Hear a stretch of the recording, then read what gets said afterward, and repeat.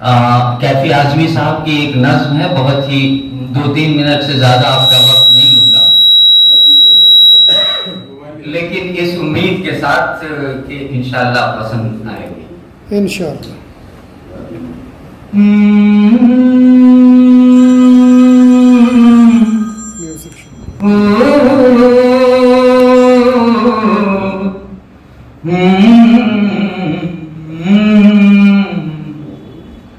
मैं ये सोच कर उसके दर से उठा था कि वो रोक लेगी, मना लेगी मुझको।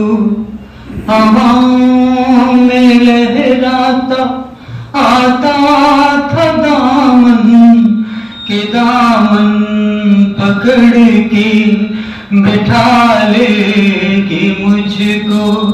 कदम ऐसे अंदाज से उठ रहे थे कि आवाज दे के बुला लेगी मुझको।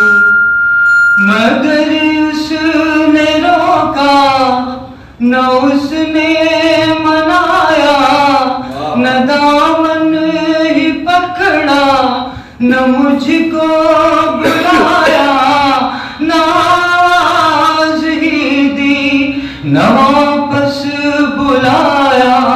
मैं आहिस्ता आहिस्ता बढ़ता ही आया, यहाँ तक कि उससे जुदा हो गया मैं, यहाँ तक कि उससे जुदा हो गया मैं, यहाँ तक कि उससे जुदा हो गया मैं,